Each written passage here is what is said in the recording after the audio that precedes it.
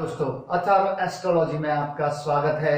बात करें कन्या राशि का जो ये साल ये वर्ष कैसा रहने वाला है। तो जो जैसा कि हम देख रहे हैं कि इस वर्ष में जो बड़े ग्रह हैं, बड़े ग्रह मतलब जो एक राशि में काफी समय तक रहते हैं, उनका राशि भ्रमण या वो गोचर में अपनी राशि परिवर्तन करेंगे, जिसमें शनि प्रमुख है, बृहस्पति या गुरु और राहु और केतु ये भी राशि परिवर्तन करेंगे। इन राशि परिवर्तन को देखते हुए आपका ये साल ये वर्ष कैसा रहेगा देखते हैं। कन्या राशि है तो हम पहले शनि को देखें।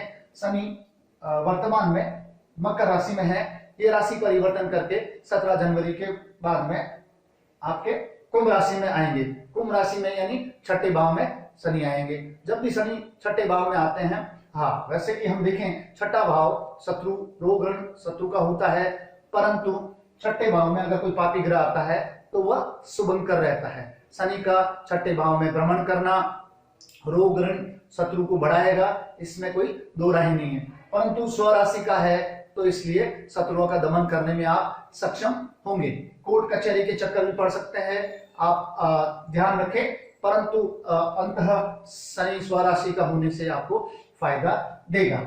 अब ये नेगेटिविटी दिख रही है तो कुछ पॉजिटिविटी में अगर आपको बताऊं, शनि जो कि इस त्रिकोण में आ गए हैं 2, 6, 10 में, तो आपके लिए प्रोफेशनल लाइफ अच्छी होगी। मान सम्मान प्रतिष्ठा आपको मिलेगी। अगर प्रमोशन ड्यू है तो आप तैयार रहिए कि वो प्रमोशन आपको मिलने वाला है। अब शनि यहाँ छठे भाव में आने से अष्टम भाव में इनकी दृष्टि पड़ेगी और द्वादश भाव में और तृतीय भाव में इनकी दृष्टि पड़ेगी।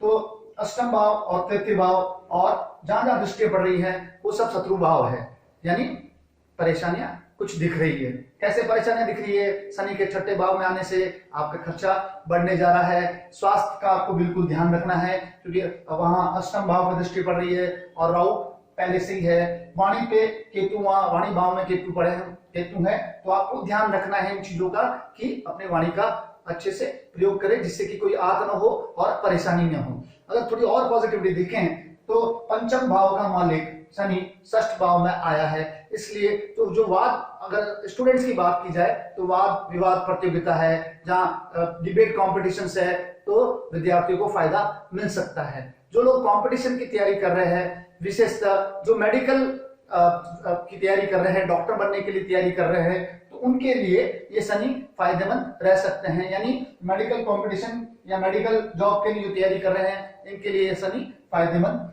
हो सकते हैं। बृहस्पति का भ्रमण देखें तो बृहस्पति अभी मीन राशि में सप्तम भाव में है, तो जो जातक कन्या या बालक विवाह के योग्य है तो अप्रैल तक विवाह के योग बन रहे हैं, क्योंकि सप्तम भाव से अभी बृहस्पति का ट्रांजिट चल रहा है। अप्रैल के बाद अष्टम भाव में बृहस्पति आएंगे, वहां राहु पड़ा है, तो अष्टम और द्वितीय भाव और एक्टिव हो जाएंगे, तो खर्चे आपके बिल्कुल बढ़ रहे हैं। बृहस्पति का ट्रांजिट खर्चे बढ़ाएगा, साथ में वहां राहु है तो परेशानियां बढ़ने वाली है। अक्टूबर के बाद जब राहु सप्तम भाव में आएंगे और अप्रैल के बाद जब बृहस्पति या अष्टम भाव में आएंगे, चांडाल योग का निर्माण हो रहा है। अभी जब देखें तो शनि के ट्रांजिट से और राहु और शनि की स्थिति देखें तो ये जो सप्तम भाव है पाप कत्री योग में हो रहा है, तो पारिवारिक कलह परेशानियां रहेंगी, पति पत्नी में आपसी विवाद होने की संभावनाएं हैं, उसका ध्यान रखें।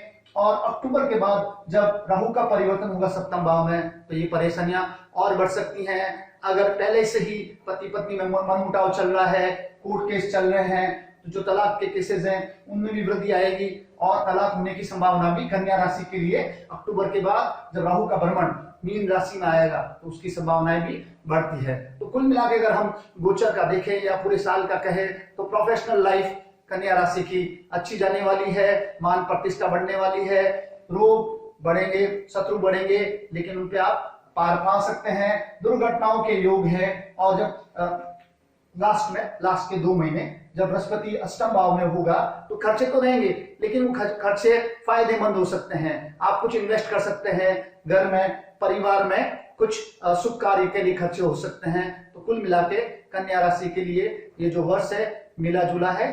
आपने अभी तक मेरा चैनल सब्सक्राइब नहीं किया है तो सब्सक्राइब कीजिए, वीडियो शेयर कीजिए। धन्यवाद।